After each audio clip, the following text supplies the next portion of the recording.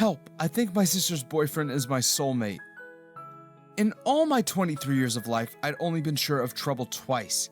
The first time was when I was 7 and I snuck into Old Man Willer's house to play with his Rottweilers.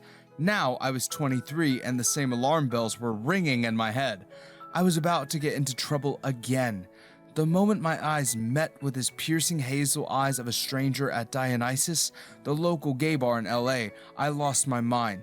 His chiseled jaw and the way his tea hugged his muscular frame, he was just too hot. And I, Ryder Johnson, self-proclaimed connoisseur of one-night stands, suddenly found myself parched. "See something you like?" he asked, sliding up beside me at the bar. His voice was deep, rich like aged whiskey. I gave him my patented coy smile, the one that said, "I'm interested, but you'll have to work for it." I leaned in close and purred. "I might, but I don't even know your name, handsome." "Hunter," he said, flashing a grin that left my knees weak. "And you are?" "Ryder. Buy me a drink and maybe I'll tell you more." One drink turned into 3, and soon enough we were stumbling out of a taxi into his apartment, our hands roaming and lips locked in hot kisses. As he pulled me past his living room and into his bedroom, I continued trailing kisses down his neck. "Wait," he panted, tugging back a little. "I don't usually do this. One-night stands, I mean."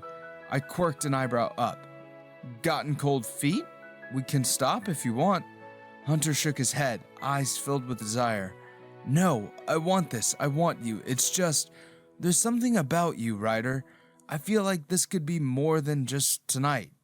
Oh no, red flag alert. Did he come to Dionysus to find a one-night stand or a husband? I forced a laugh, trying to lighten the suddenly heavy mood. "Let's not get ahead of ourselves, Tiger. Tonight's about fun, nothing more." A flicker of disappointment crossed Hunter's face, but he nodded. "Right, fun." And with that, we were back on track. The rest of the night was a blur of tangled sheets, hot kisses, and once-in-a-lifetime pleasures. Hunter was attentive and passionate. Lying in the afterglow, a tiny piece of me wondered how it would feel to wake up next to him every day to maybe give this thing a real try.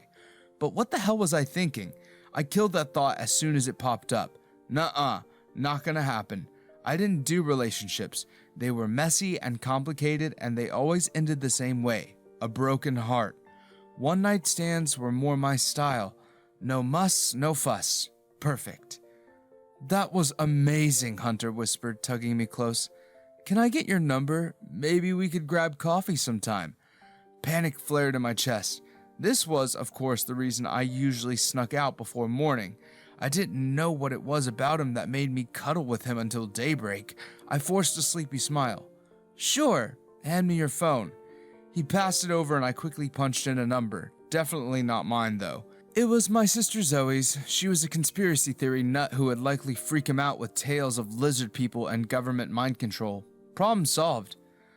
"I've got an early meeting," I lied, already gathering my clothes. "But I had a great time, Hunter. Thanks for the fun night." A shadow of hurt crossed his face, but he nodded. "Yeah, me too. I'll text you later?" "Sounds good," I said, knowing full well I would never see him again. With one final kiss goodbye, I slipped out the door and into the soft dawn light, pushing away the nagging feeling that I might be making a mistake. 1 week later. 1 week later, I was in agony at yet another dinner with my family. Mom fussed over the roast, Dad droned on and on about his golf game yesterday, and my sister Zoe was suspiciously quiet. Usually she'd be killing my ears and brain cells with her latest far-fetched theory, but tonight was different.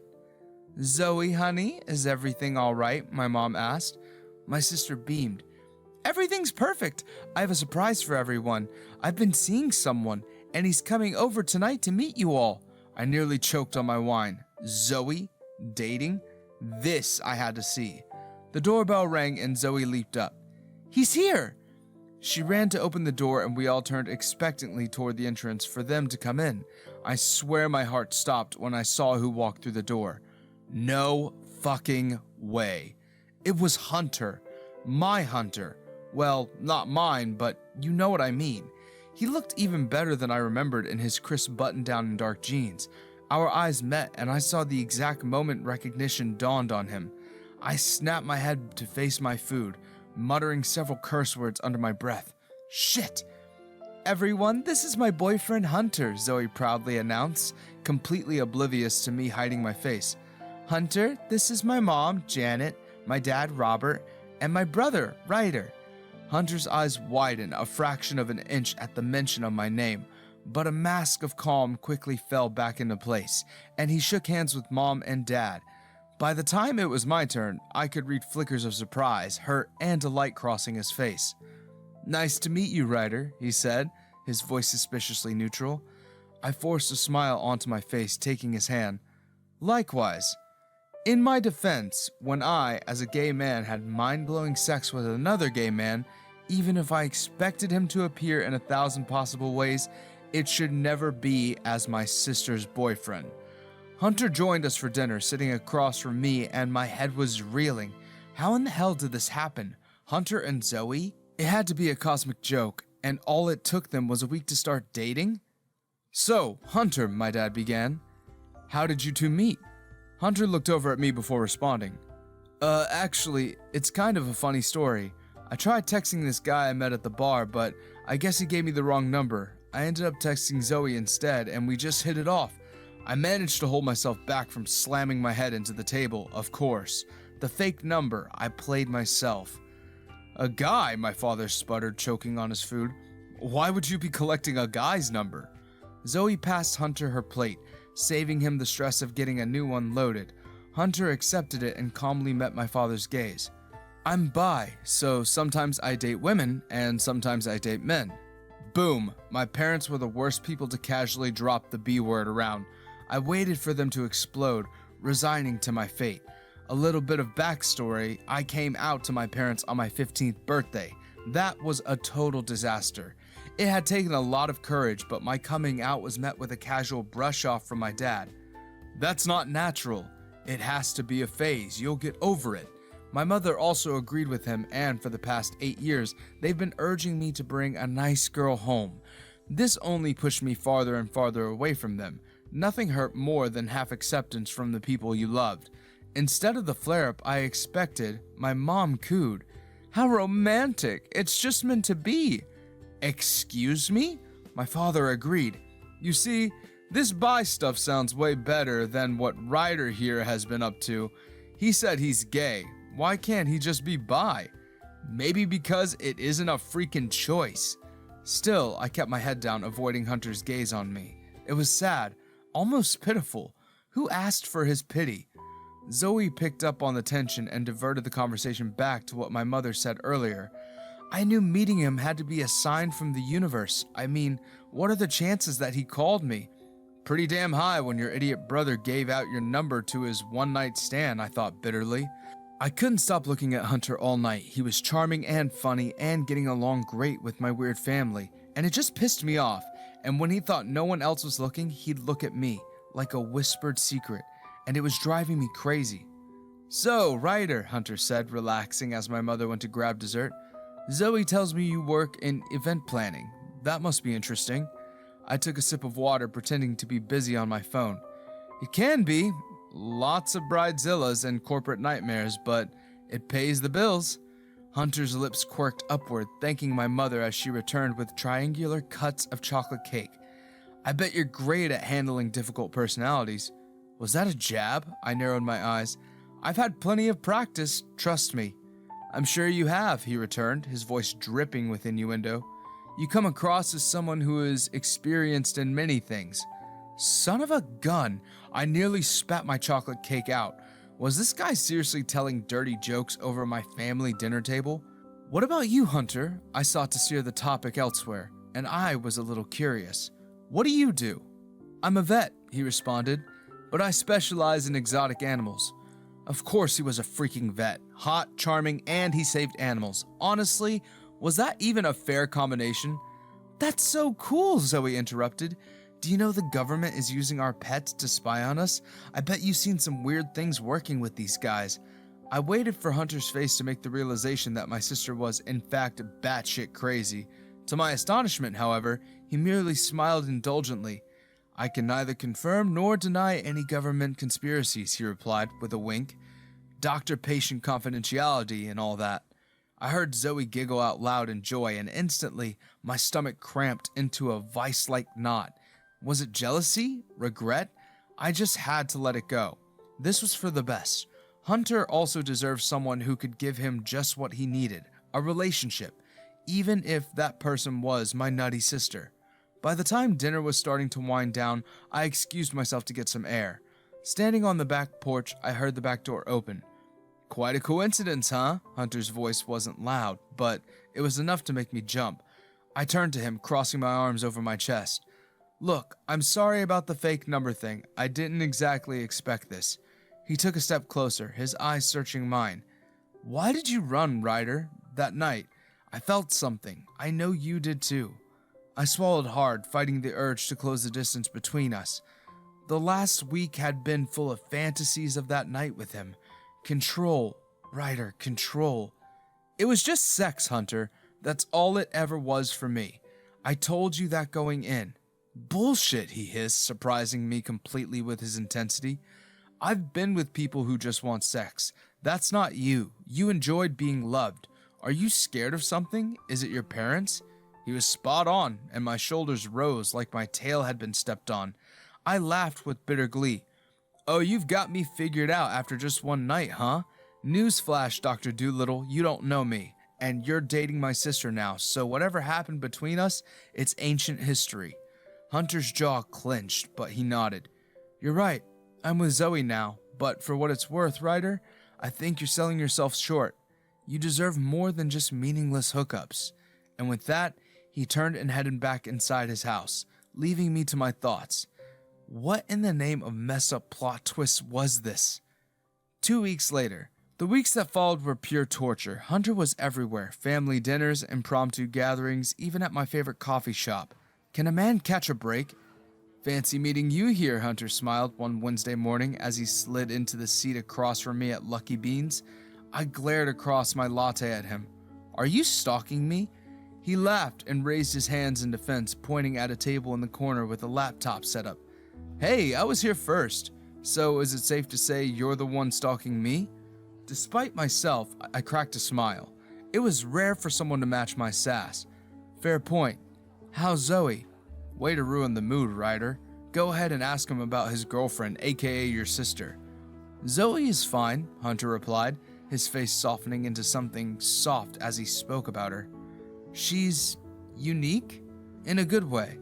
I snorted. That's one way of putting it. Has she tried to convince you the moon landing was faked yet? Only about a dozen times, he replied, following the words with a grin. But hey, at least life's never boring with her around. True.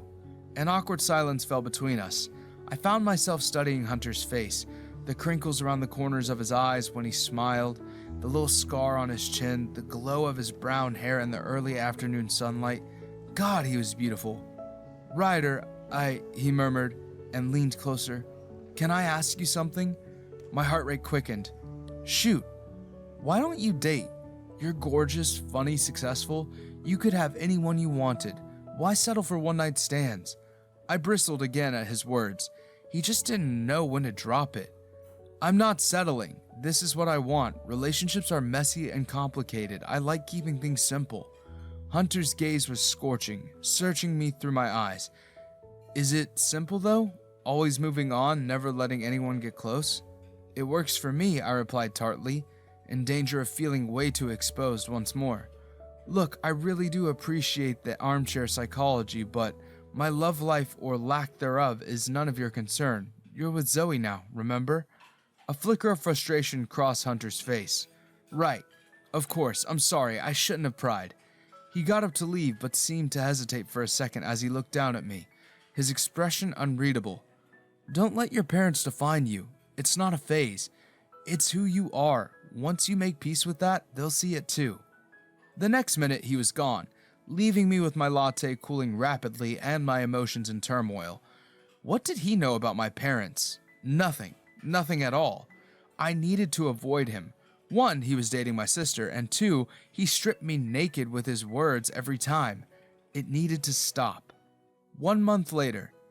I wasn't joking when I decided to avoid Hunter. I created a new routine, chose a new coffee shop, and threw myself into work. But it didn't work. Somehow the universe always seemed to put Hunter in my radius. He was freaking unavoidable. As weeks turned into a month, I got more and more uncomfortable. Hunter was becoming a permanent fixture in my family, and it became harder to keep my feelings under wraps as my heart seemed to speed up every time he came near. And, to make it worse, he was so perfect for Zoe. He listened with patience as she spewed wild theories, always knowing exactly when to engage and when not to feed into her delusions. He was perfect, yet there was a problem. It was the spark in the way Hunter would look at me when he thought no one was watching. The lingering touches sending electric sparks throughout my body, and inside jokes only the two of us knew. I was going mad. For some reason, seeing him messed up my sexual life. Ever since that night with him 2 months ago, I hadn't gotten laid. No one felt right anymore. It was like I invited Beyonce to play at my stadium, and now Yoko Ono was trying to give a guest performance. I entered into my favorite gay bar, immediately looking for my next lay, especially after that tiring family dinner where I'd had to sit through Hunter and Zoe being so disgustingly cute. I had one mission in mind: find someone so mind-blowingly good in bed, way better than Hunter, and that would kill my feelings for him. I spotted a handsome guy at the bar, tall, fair, and charmingly handsome, a type that particularly appealed to me, or well, used to appeal to me. I put on my best charming smile and walked over to him. "Can I buy you a drink?" Turning to face me, the guy gave me an appreciative once-over. "Sure thing, handsome. I'm Mike." "Ryder," I introduced myself, catching the bartender's eye from my usual order. "So, Mike, what brings you out tonight?" We soon fell easily into meaningless chat. I relaxed. This was familiar territory. Flirting, building tension, the promise of a night of passion with no strings attached, right? Later in the night, though, when one too many drinks relaxed Mike, he leaned in close, his hot breath on my ear. "What do you say we get out of here? My place is just around the corner." A few months ago, I would have jumped at that offer, but now, staring into Mike's good-looking face, all I could think about was Hunter. Hunter's laugh, Hunter's smile, the way Hunter made me feel seen in a way no one else had ever had. What was I doing? "I'm sorry," I said, pulling back. "You seem great, but I don't know. There's someone else." Mike looked slightly crestfallen, then nodded. "It's all good, dude. Hope it works out for you." Heavy-hearted and dissatisfied, I made my way back out of the bar on my own with refreshed clarity. I was in deep, deep trouble. I, Ryder Johnson, certified commitment-phobe, was falling for my sister's boyfriend. Fuck my life. 1 week later. After a hard day at work, I found myself at my parents' house again for dinner. I was getting tired of these weekly dinners, but at the same time, a part of me was excited because I knew Hunter would be there. The strange thing was, it was different this time. For one, Hunter wasn't there, and there was a heavy tension that made water difficult to swallow. Even I, who was very good at avoiding feelings, couldn't miss it. Food was served, and Dad cleared his throat. "So, Ryder," he started off, "your mother and I have been talking, and well, we think it might be time for you to consider seeing someone." I choked on my water. "Excuse me? Was this a matchmaking attempt?" My mom chimed in, her tone a little too cheery for my liking. "A therapist, dear. We think you should start seeing a therapist. We found someone who specializes in, well, in helping people like you." "People like me?" I repeated, my tone low and dangerous. "People like me." Zoe, for once noticing the strain, tried to steer us off the subject. "Hey, did you guys hear about that new evidence of Bigfoot sightings in..." But my dad cut her off. "Son, we're just concerned about you. The lifestyle you've chosen, it's not too late to change, to have a normal life." I stood up with a bang and my chair screeched along the floor. "Normal life," I spat. "You mean the life that you want for me, not one that I want." "Ryder, please," Mom said with an entreating tone. "We just want what is best for you. Why don't you try that bi thing Hunter mentioned? Sounds nice." "You want what's best for me?" I laughed somewhat bitterly. "You don't even know me. You never tried to understand me. All you want is to fit me into your perfect little box of what a son should be." I turned to leave, but my dad's voice stopped me. "If you walk out that door, don't bother coming back until you've come to your senses." I paled. my hand on the doorknob. For a moment, I thought about turning around apologizing for not being the son they wanted me to be. Then I thought of Hunter, the way his smile confirmed that when he looked at me, even for 1 second in his eyes, I was already perfect. If you don't take your words back and do your research into who I am, try to learn about my community, I gasped for breath. Why was I the one always making sacrifices? I avoided relationships because they'd never fully accept me or let me see a long-term prospect with a man.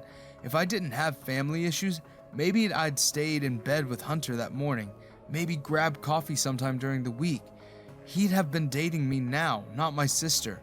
My parents looked shocked, staring at me wide-eyed, but I was done.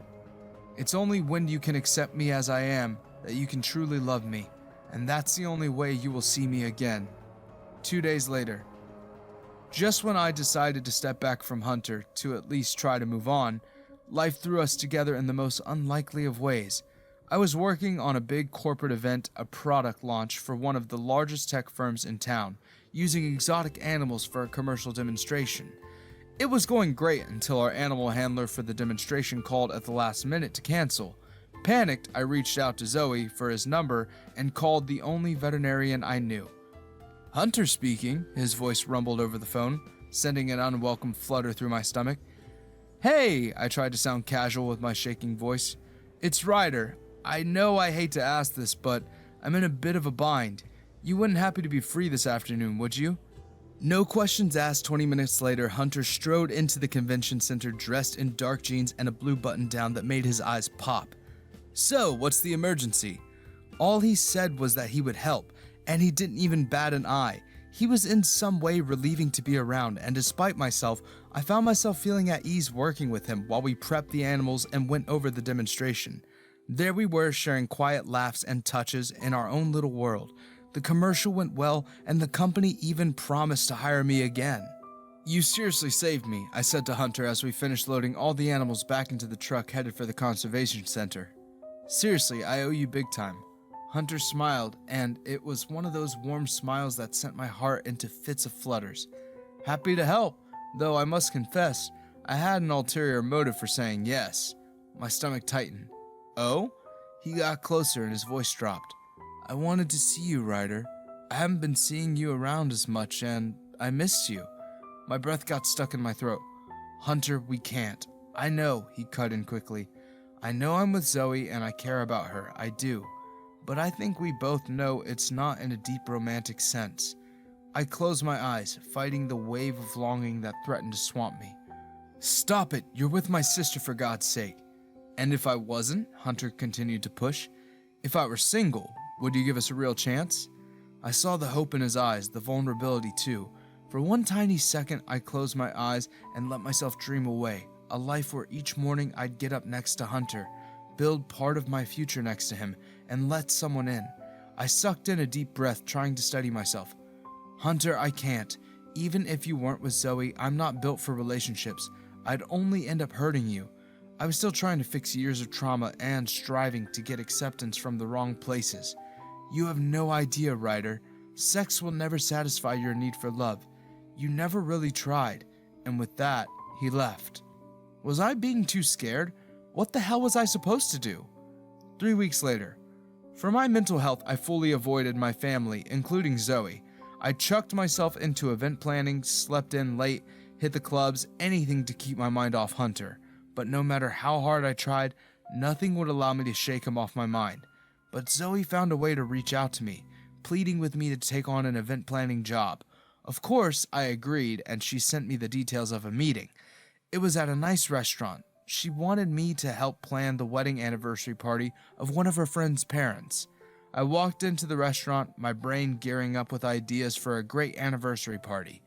Would they want a small affair or a major party? But the closer I got to the table, the more my steps began to falter. Right in the middle of the restaurant were the last people I wanted to see. My parents. Fuck. This was totally Zoe's doing. I turned around, ready to leave, but my mother's voice kept me in place.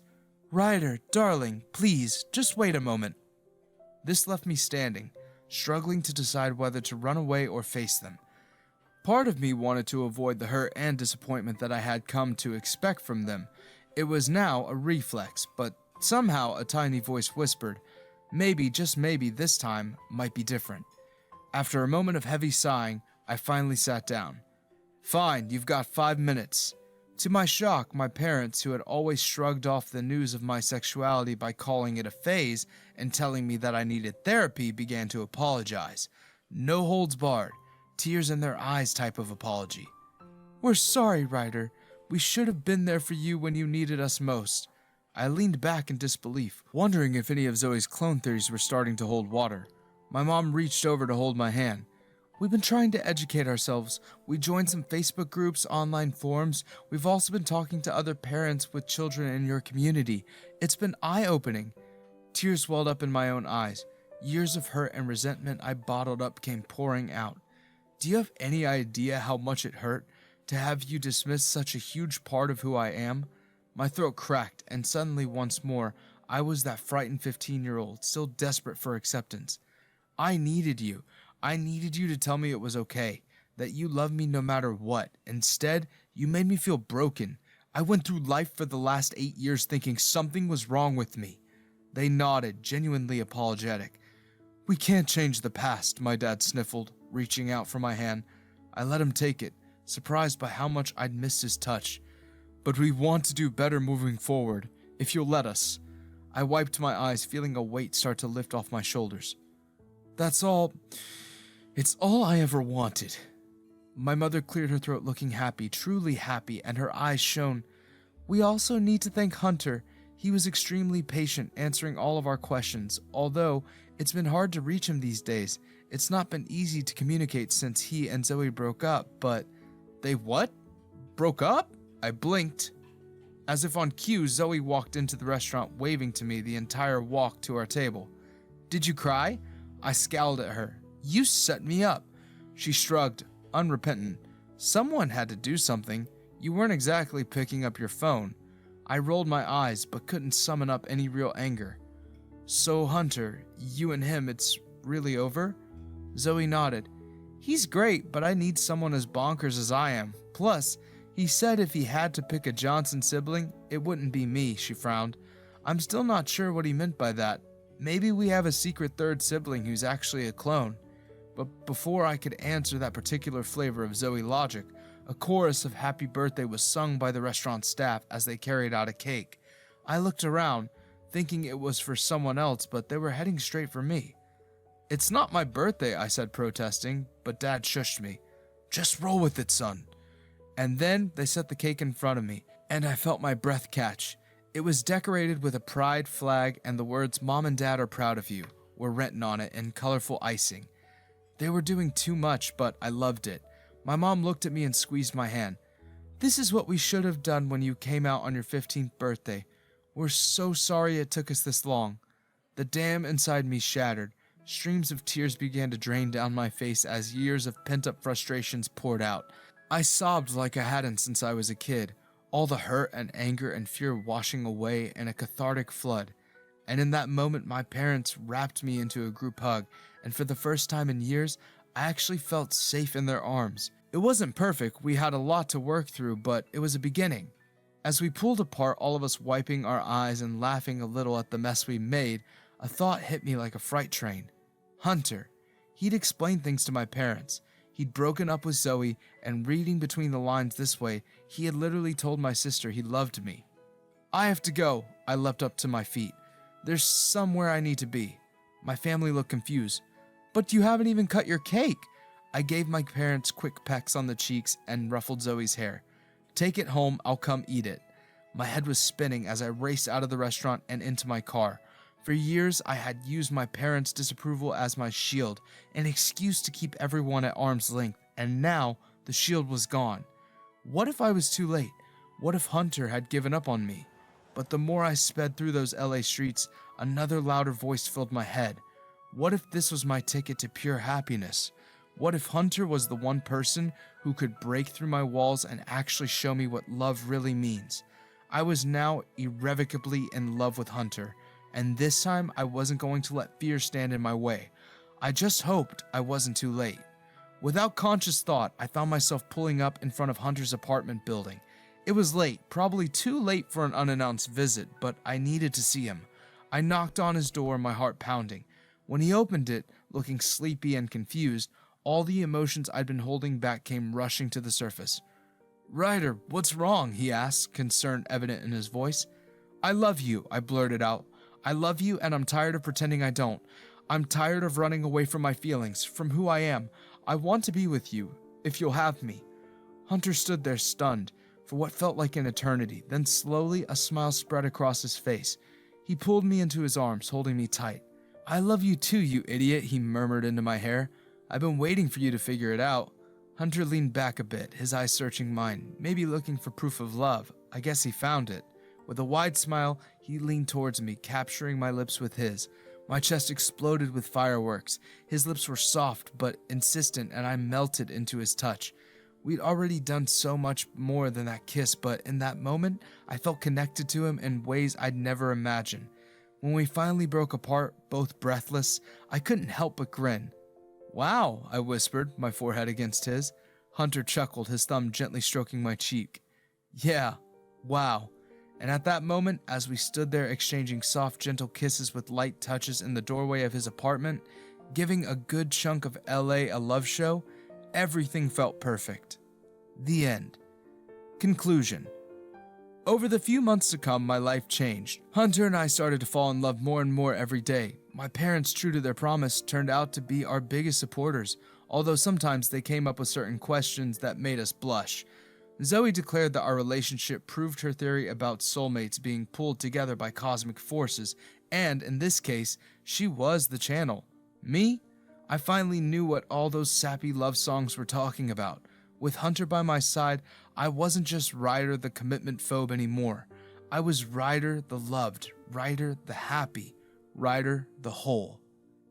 The end. Have you ever let fear overpower love? Thanks for watching. Consider subscribing to become a part of our Rainbow Force and stay wholesome.